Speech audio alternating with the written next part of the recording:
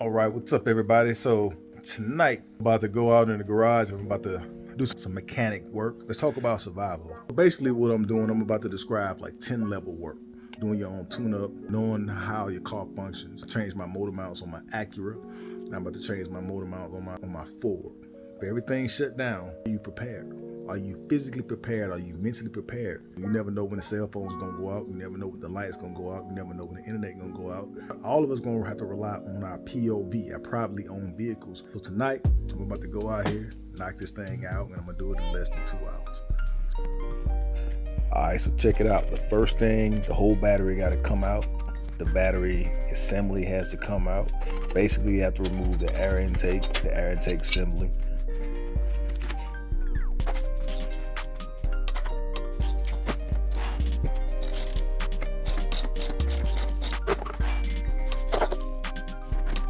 So here we are with the transmission mount sitting on the transmission. That's why it's known as a transmission mount.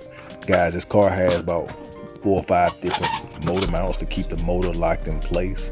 As you can see, I had to take the weight of the motor off of the chassis. So that's why you always want to make sure you have a jack handy, because you're going to jack that thing up. You don't want about 1,000 pounds of motor just hanging once you undo all those bolts. So there's a lot of steps involved in this, but you have to make sure you do it right. Line everything up and basically just pay attention on what you're doing.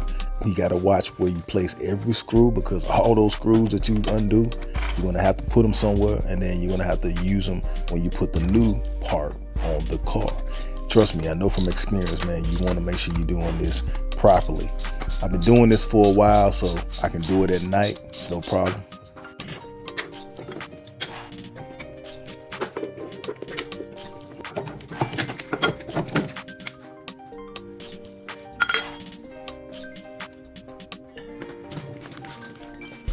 Right here, I have the brand new engine mount.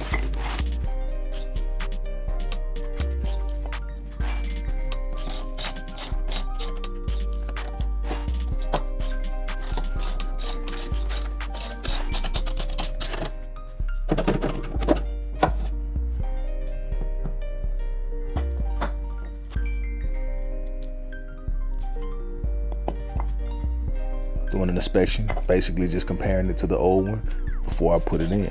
Simple as that.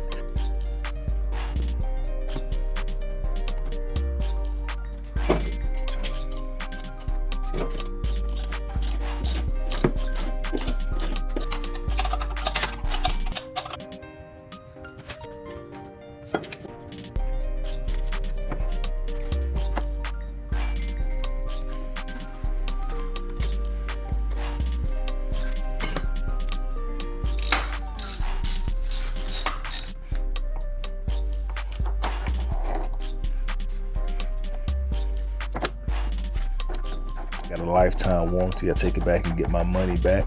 So it's always good to do that. So I'm shining my shop light directly on the bolts. You got to make sure you got all of them tightened down. You don't want to get caught slipping by skipping one of them bolts. You have a major disaster on the road. I'm slowly lowering down the motor, bring back my jack.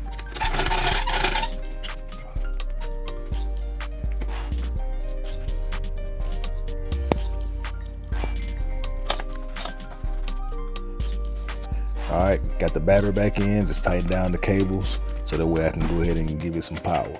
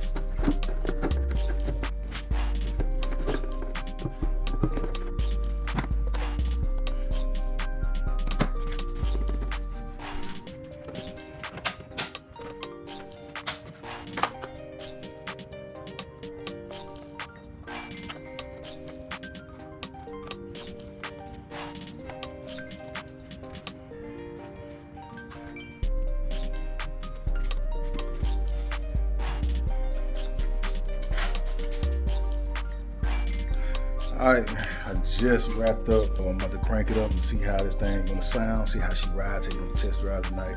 It took a total of 1 hour and 49 minutes to be exact.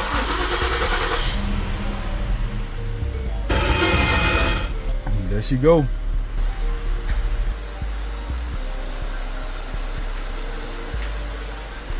Grab my light.